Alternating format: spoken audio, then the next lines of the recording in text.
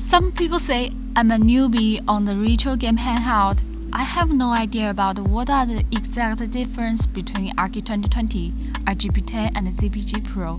For those people who have trouble making a decision, I will compare the RK2020, RGB10 and ZPG Pro specifically in this video. Do not miss it if you are interested. Hi, welcome back to Panda Mimi.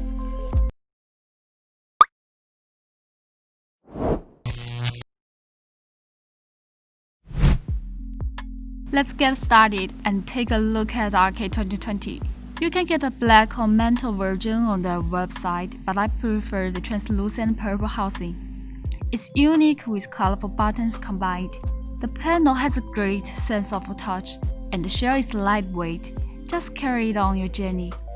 Now we get the RGB10. Whether the color or the button layout, it brings a strong Nintendo style.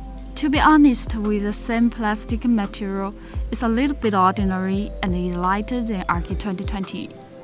It takes more effort to pick ZPG Pro up.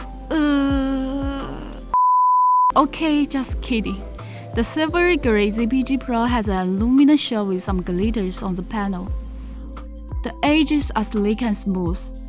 On the market right now, there are a lot of retro consoles with great build quality to the corners. Edges of RK2020 and RGB10 are angular, but the ZPG Pro are more rounded.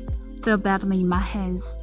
With the same thickness, ZPG Pro is a little wider than the two plastic devices. This is a dimension comparison. Let's go ahead. You may think, wow, ZPG Pro has a really large screen. Hold on, you have to see the bezels. Why are the bezels so large?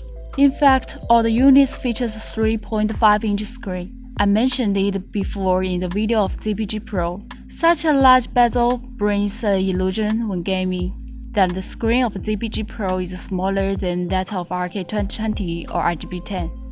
I turned all the screen brightness to 50% to compare how the display looks under the same status. By contrast, ZPG Pro shows a bright display, whilst RK2020 is darker. With an identical resolution of 320 by 480, ZPG Pro has a better picture quality and view angle than RK2020. I just feel the characters shown on RK2020 are fuzzy. That's not good for my eyes. RGB10 also has an excellent image quality. From the screenshots, it's apparent that RK2020 has a warm color tone, while the others are cooler and more brilliant. Next, I will talk about the buttons. RGB10 and ZPG Pro have two more custom function buttons than RK2020. Also, ZPG Pro has a value button. I prefer the four concave face buttons of RK2020, but there is one thing I want to complain about is the gap. The button CC. It's easy to be moved around. Direction pad of ZPG Pro is low profile with concave in the center. It's bigger than RK2020 and more comfortable when my thumb covers it. But the D-pad of RK2020 sits very high, and I feel it's hard to press. RGB10 has a well-regulated soft pad, easy to press. ZPG Pro has a thick analog stick, can be pressed down. I feel the joystick of RK2020 and RGB10 will be slightly slack. The shoulder buttons of RK2020 are more suitable for me. Fingers can perfectly control two pairs of buttons. They are still a bit rattling, but much better than original. The shoulder buttons of RGB10 is not very easy to press, and it doesn't give loud clicks. When playing games on ZPG Pro, I don't know if I pressed R1 or R2, but they can offer crisp feedback. I'm quite satisfied with that. RK2020 has a USB Type-A port used for connecting a Wi-Fi dongle. RGB10 gets an OTG port.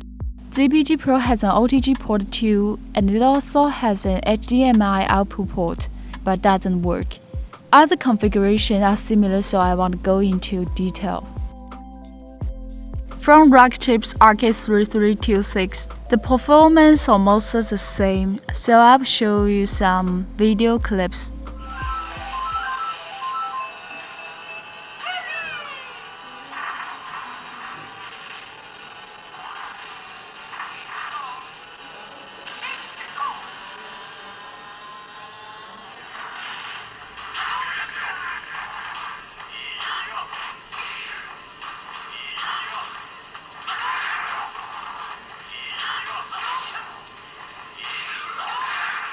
In the end, I sought out the pros and cons of the three devices. Okay, those are just some using experiences from my perspective, and you can share your opinions in the comment section. Bye!